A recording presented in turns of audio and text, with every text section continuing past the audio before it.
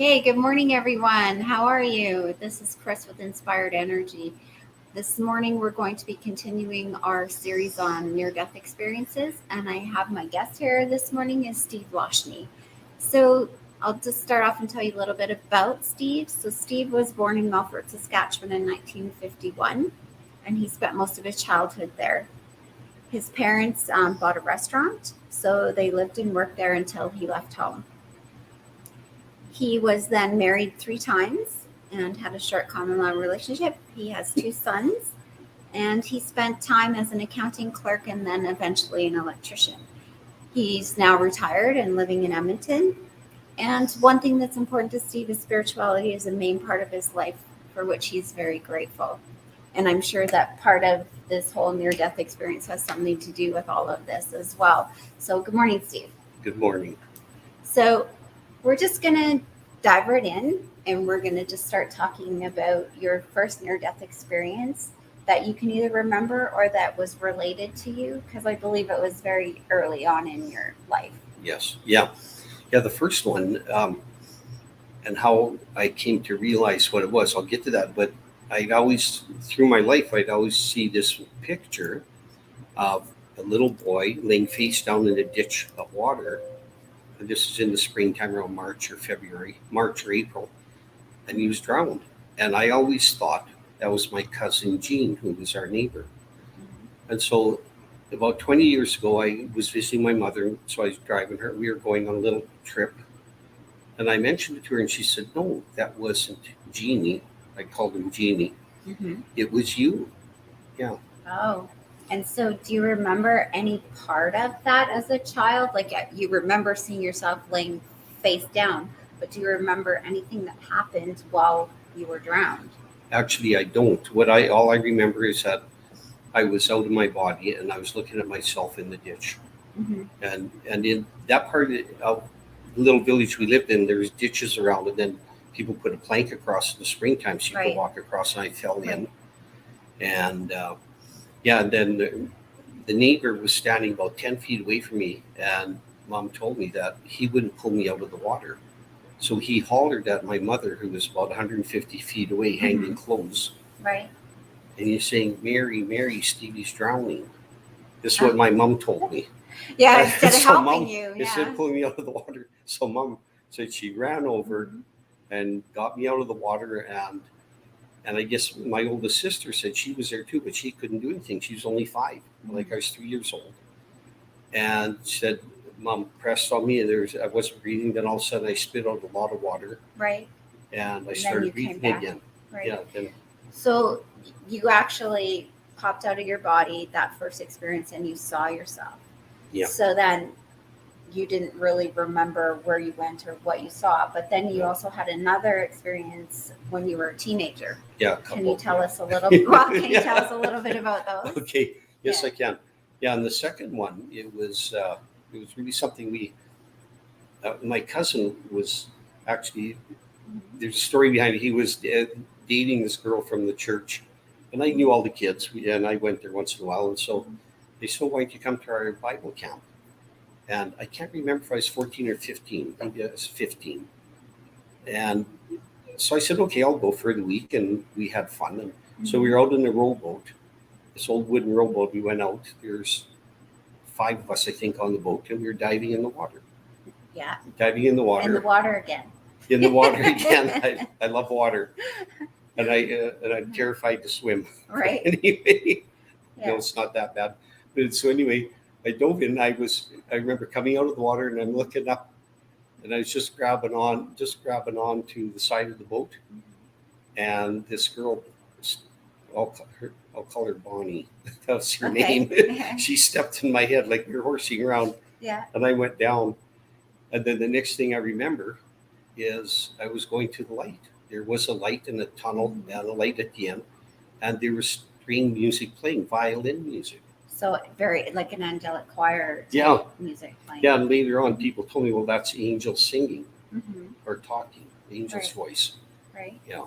And so when you were going through that and you saw the light, what were you experiencing? Like, what was your emotional state? Emotional state was comfort, and you're going home. Yeah. Yeah, I was That's what you going were home, and it was, yeah, and comfort. There's no pain. Mhm.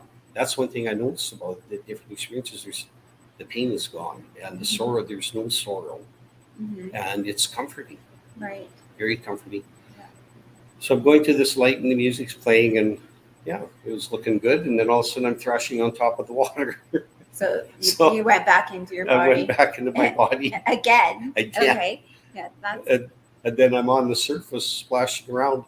Mhm. And when I was pushed down, I went down right beside the boat, and they were at least about, I'd say about 70 feet away from me. Mhm. And they said I was under for a while, and they were diving looking for me. Mhm.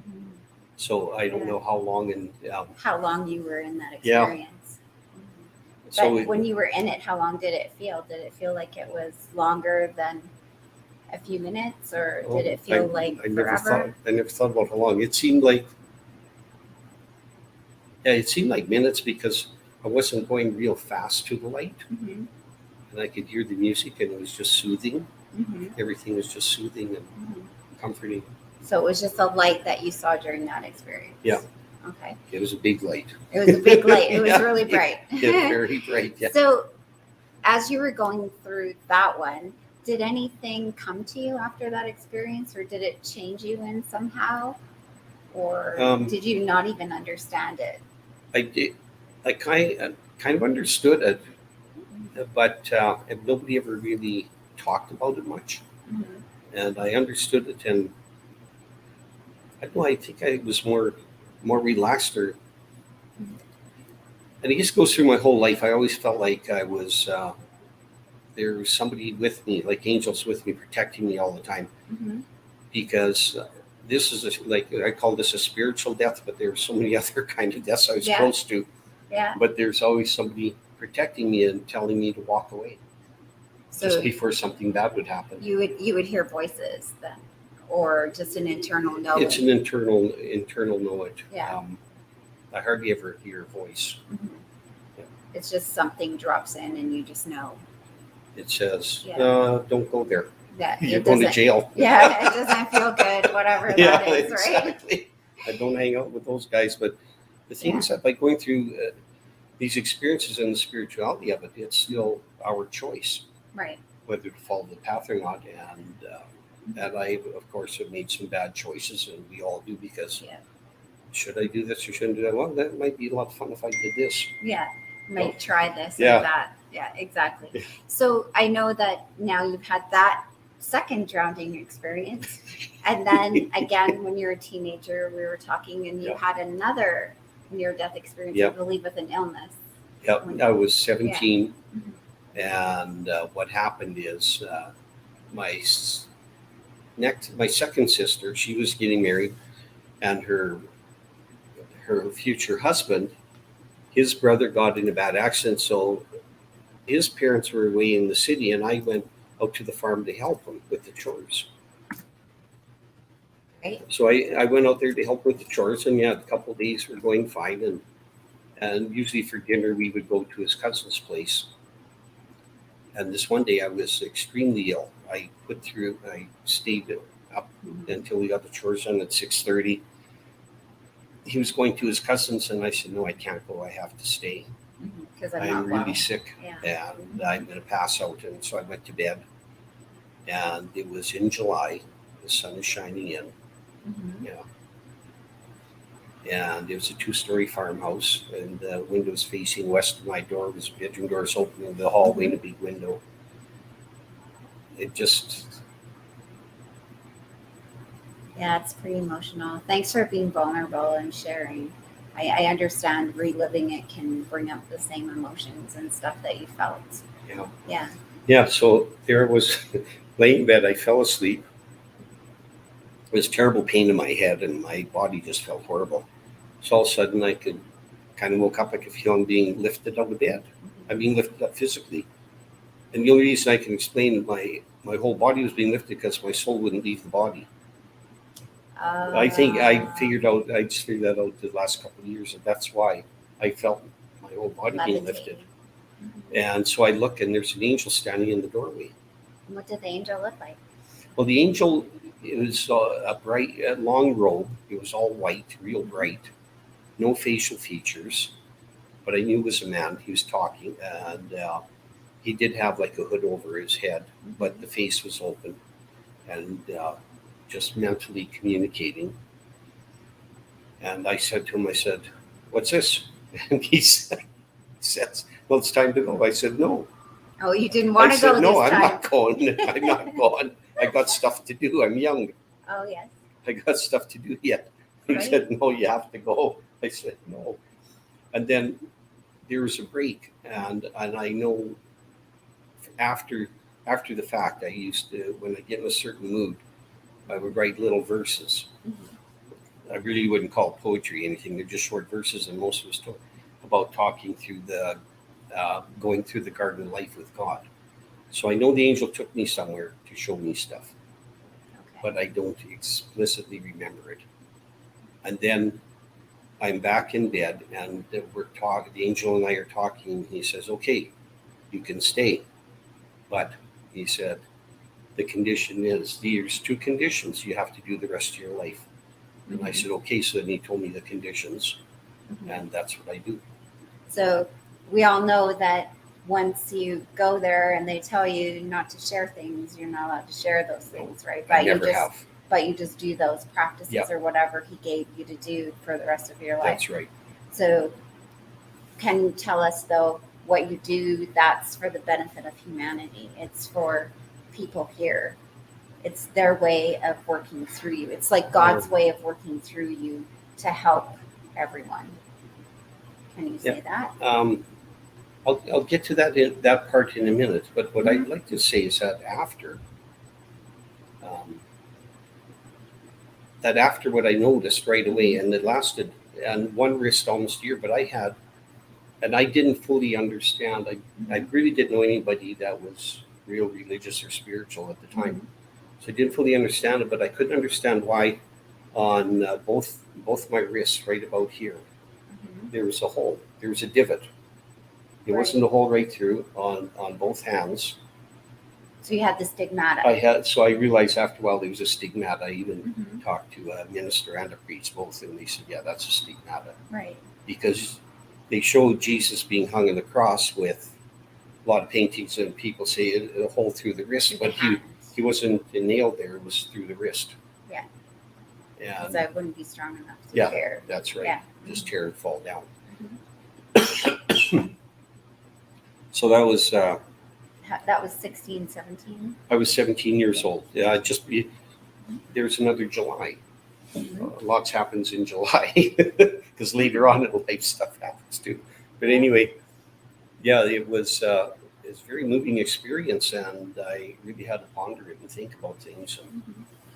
So did you notice anything in your day-to-day life change from that? Like I imagine, having this type of experience, it would be difficult to share with just anybody, right? Because, not everybody believes that there is another side or there is spirituality or something else.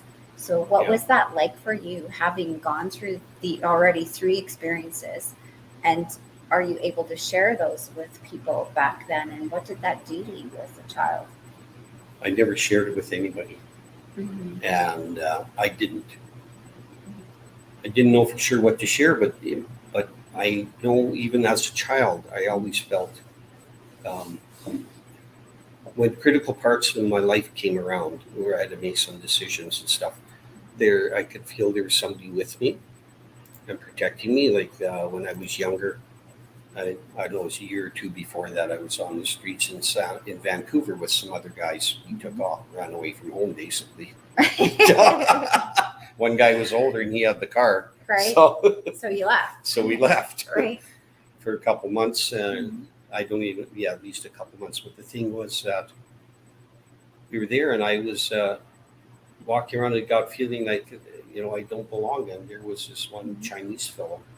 He was going to university, and he was working at his dad's store, which was just a little ways away from where we were staying. And he kept telling me, he said, "Look at you guys." He said, "And you don't belong here. You don't fit in. You don't fit in. You don't belong with this group or that way of life." And then it dawned me that, yeah, I should go home. Mm-hmm. And so I phoned my sister in Saskatoon if I could stay there and arranged to catch a train Mm-hmm. and and head home. Yeah, it was a big push. Then a week later, they all ended up imprisoned. Mm-hmm. So I wasn't there. So somebody I was missed that guiding and event. protecting Yeah. you, right? Yeah. So you found that through these near-death experiences, then that was something that you noticed, that there was always somebody putting you in the right situation or getting you out of the wrong situation. Yes. Yeah. Very much so. Yeah. And Mm-hmm. that's the only way I can explain some of the stuff that happened when I was younger. And I was alone a lot Mm-hmm. when I was little. Right. Yeah. So are those the only 3 experiences you had, or you had more experiences where Well, you were I near death? I know you've had more spiritual experiences. And lots. Yeah. and do you think that those are from having the near death experiences and being connected? Yeah, I think they are. And it's just bringing me closer to realizing that I am protected and that they are there. The angels are there with me. And even as a kid, I went to different churches with friends. Mm-hmm. That's what us as kids did. If we had to go to church, okay, we'll go Right. here, go there. Parents would send us out with somebody. And Right. so anyway, I always understood, I realized they all talk about there's one God, Mm-hmm. but they're all fighting. Each one's fighting with each other. Each church is fighting against the other church. Yeah. And we're better because we got a better God. Well, there is only one God in the universe. Right. That's my understanding from my experiences. Mm-hmm. And I know it's true. Yeah. And one of I'd like to just talk about one experience I had, visual experience. Like I've had lots of them. Mm-hmm. And I was 32 years old then, I believe. And I was working at a potash mine. I was an apprentice electrician. So my journeyman sent me for parts. So I was walking back. It was March 17th, nice spring day. I was walking alongside the Quonset, and to the left was a tailings pond. The sun was coming up at 7:30 in the morning, Right. or 8 o'clock. All of a sudden, I'm walking in a valley. I look to my right, and there's the cliff was quite close, or the edge of the valley, and then there's the open water with reeds close by and the mist on the reeds. Like early in the morning in the north, you'll see the mist. Right. And to the left, further away, was the other side of the valley. Then it all comes together further down, and where everything goes. And there's this bald eagle soaring in the sky, and then somebody's reading Psalm 23 to me. And they're reading the Psalm 23. The thing is, when I was already used to this stuff happening to me. All of a sudden, I'm somewhere else. In reality, I'm here, Mm-hmm. but I'm experiencing something else. Something else from another. From another dimension, Yeah. or another plane, Yeah. the spiritual realm. And so I'm walking along, and they're saying Psalm 23, and so I put my head down. I shake my head. I said, "Look at," I said, "I'm working. I don't have time for this right now. Leave me alone." Yes. And so I look up, and I'm still in this freaking valley, and you're still reading the psalm to me, and then I accepted what it was, and I put my head down. I said, "Can you please leave? Can we stop this? You have to go to work." Yeah. Because I don't see the reality when I'm in those places. I just see where they sent me, Mm-hmm. and the thing is, it's so acute, I guess you call it, that I can smell the air. And I can feel it. It's so real. Yeah, Yeah, it's so real. It's in that reality. So Yeah. you've left this reality and gone to another reality, Yeah. and they're showing you something. Yeah. So do you think there was a reason that it was Psalms 23 that they were showing you? Definite reason. It was Mm-hmm. that I'm always protected, and God will be there for me, Right. and He'll send angels for me. So were you going through something at the time, or Not really. no? I was They thinking were about just- getting married for the second time. Well, maybe We're just that's what they working were on that. protecting Yeah. you from. Well, I got married and it lasted 16 years or 17 years. There you go. It actually turned out pretty good. Raised the boys good. Yeah. Awesome. Yeah, she was good to the boys. So you were talking to me earlier, about other experiences that you've had. So sometimes you were saying that You have ascended masters and people like that that will just show up in your shower, or, like start talking to you and take you places. That's what you're talking about, is you're just actually in that moment with them, and Yeah. you've left this dimensional plane, right? Okay. Is that what you're saying? Like, you're saying That that does happen, yeah. yeah, but you never know when it's going to happen. No, all these things are a surprise. Mm-hmm. It even happened when I was working up north, Fort McMurray. Different Mhm. things happen. I'm walking to go get a permit or something. All of a sudden, I'm somewhere else. Yeah. But what you're talking about Mm-hmm. is how much do I want to say? Having a okay. I do. I like praying when I have a shower, when the water's running down on me, Mm-hmm. and it seems that's where if there's going to be it's a different connection, than the connection then is with the spiritual. And like one of the things is I'll be praying, and then all of a sudden I'm sitting in with the Buddhist monks in Tibet. But isn't it funny though that those near death experiences that you had were with water, and that now when you're making that's connection and you're saying you're praying in It's the best shower, with water, that that's yeah. your best connection. Yeah. So it seems like that was like kind of like a bridge for you to get to the divine. Yeah, water's the conduit. Mhm. Yeah, Yeah. and it's weird because I'd be sitting there, and then all of a sudden I got like this, and I'm humming away with the monks, with the Tibetan and you monks. just know what to do, And right? there's Just- 5 of them, but yeah. the same group. We're the same group of buddies, So, and they every once in a while they show up. Not lately, and but well, it's then just a knowing. Like, you seem to talk about just knowing what to do, knowing what prayer to use. You're just sit there and you all of a sudden are chanting with them. Yeah. So that means that it's coming from another source. Yeah. Right? It's not coming from this reality. Yeah. Wow, how profound. and I have a huge connection with with a lot of manifestations of God. Mm-hmm. And that's I think what you're hinting at. But I told you about when I was in the shower, and all of a sudden there's Moses, Jesus, Muhammad, Baha'u'llah, and then they say don't forget Buddha, Mm-hmm. that he's Yeah. part of it. And then it was so emotional, and I subconsciously I know I'm hearing them, I'm answering them, but I don't verbally hear what they're saying. Well, they Um, use like telepathy, Yeah, just right? telepathy. And then all of a sudden, so I said, "Why did you pick me to do this?" And this one I heard loud and clear, verbally. They heard their voices. They said, "Because you're strong." Yes. And because God chooses those people, right? That Yeah. no one would expect to rise above and have these gifts. And, Yeah. You're an electrician, right? Who would suspect that some electrician from Fort McMurray or Edmonton or wherever Yeah. has these gifts? Yeah, But and they are the gifts of the spirit, right? growing up as a child, the different things I did, and I always, my mother would always say, "Well, who'd you bring to the restaurant today for a free meal?" Oh, okay. So Yeah, even that's back good. then, you were saying? Oh, he's a friend of mine, or she's a friend of mine. We're gonna have a hamburger or something and a drink, and give it for free.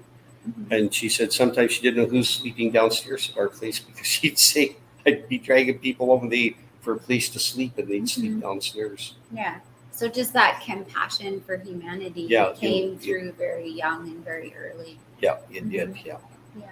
Oh, amazing. yeah, it was amazing. Yeah, Yeah. and one connection, I'd like to say it happened in 1986. Mhm. We're speaking of stigmatas and that. It's in 1986. We were in Saskatoon, and we were shopping it was on Good Friday, and we were picking up a card. We're in more of a spiritual store that sells religious artifacts. Right. So picking up a card, and all of a sudden I'm on the cross. Me, myself, I'm on the cross. And before that was God so loved the world, he gave up his only son. Mm-hmm. So I'm on the cross, hanging on the cross.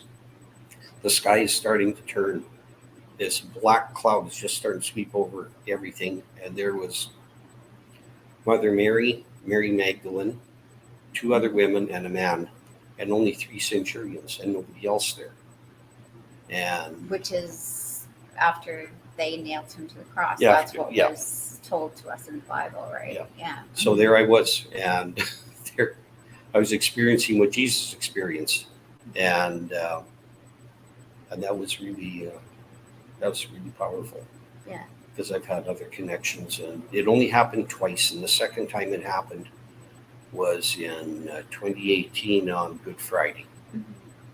I happened to be going on a trip with my sister, so she said, "Oh, let's just go to church." And we went to the church, and we were praying, and all of a sudden I'm standing on the cross again, but it was different this time. The number of people there were the same, Mm-hmm. but these are the only 2 times in my life it happened. 1986 and then in 2018. But this time a centurion came up and stabbed me under the left side, under the rib cage. I could feel the spear go in, Mm-hmm. but I didn't feel any pain. Mm-hmm. And So, like, these are all the different 5 stigmatas, right? That Jesus Yeah, went through. that was another So one of them. Yeah, you've experienced The wrist. the wrist, the side, and the feet. Have you had the feet yet? I don't. My feet. I always had trouble with my feet. I don't know if it's, there's a whole Well- other story about them with feet. If I was going on a trip one time, and I had thought, okay, I'm going to be in Vegas, and so I'm going to do this, that, and the other thing. I'm going to walk up and down the strip Mm-hmm. and do this, that, and the other thing. And when I'm not supposed to do something, something always gets in the way. So what happened? My Mhm. gout was so bad Mm-hmm. when I got there. When I got off the plane, I could hardly walk to the taxi. So you couldn't So go and do I the couldn't things go that do- you I wanted couldn't to go do down the strip and and find get a in trouble. friend. Yeah. Well, that's a So good thing, That right? is a good thing, Yeah. because the vision I had before that, it was actually, if I did that, it was going to be really bad, So extremely bad. So we're just going to wrap up here. Okay. So what I could see from discussing this with you is that all of these near-death experiences actually were a gateway to opening a lot of your spiritual gifts and your spiritual sight and visions and things that you get. And how does that affect you? Because I know when you came to us here in Clarity, you were saying to me like that you hadn't told anybody these things Not, and that you were maybe 2 people. yeah, but you felt comfortable sharing Yeah. with us and that you were in a safe space, and we're grateful for Yeah. that as well, because that's what we do hold here. So why do you think all of this was happening, and has it increased now with the events that are going on in the world with COVID and stuff? Like, what are you experiencing with all of this? Yeah. The events for me spiritually have really increased, and I knew when I retired, Mm-hmm.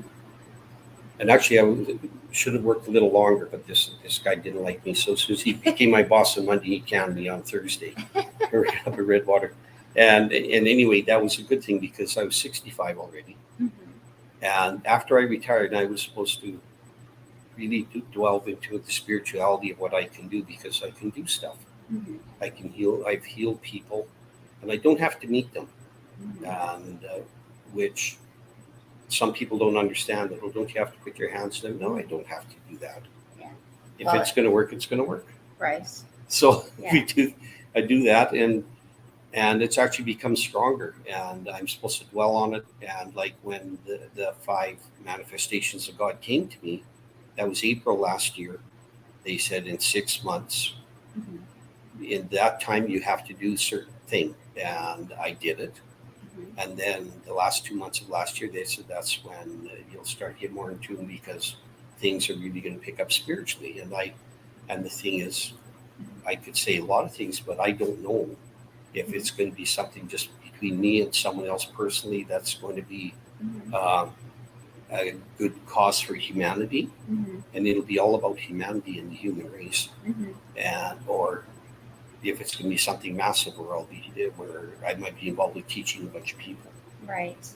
So you know that Because- it's your evolution Yeah. that you're on, and this has sped it up. Yeah. Is what you're saying. Like you'd even question me, and I'd say, you know what? I don't get a memo. Mm-hmm. He doesn't text me or email Yeah, me. exactly. We all want the text and the Yeah. email, but we all got to go through it ourselves. So Yeah. And the thing is that I know from my past experiences through my life that I'll have the strength to do what I'm called upon to do. yeah, when you need it. When I need it, it'll be there. That's what we talk about, being in the flow. And so when you're connected, it just naturally flows, right? Yeah. Oh, it does. Well, Steve, I'd like to thank you for being our guest today and sharing and being vulnerable. I know that it's difficult to share some of these stories, and there are things that you can say and things that you can't say. Yeah. But I just want you to know that there are a lot of people out there that are listening who have gone through the experiences that you have, and may or may not have shared them, but now know that there are others. So Mhm. I want to thank you for doing that, and thank you for coming into Clarity. And for any of you out there that may have experienced a near-death experience and wish to share and inspire others, you can contact me at clarity7@gmail.com, and I'd be happy to speak to you about it. And right now I'm going to sign off, and I'm going to say God bless and have a wonderful day. Yes, God bless.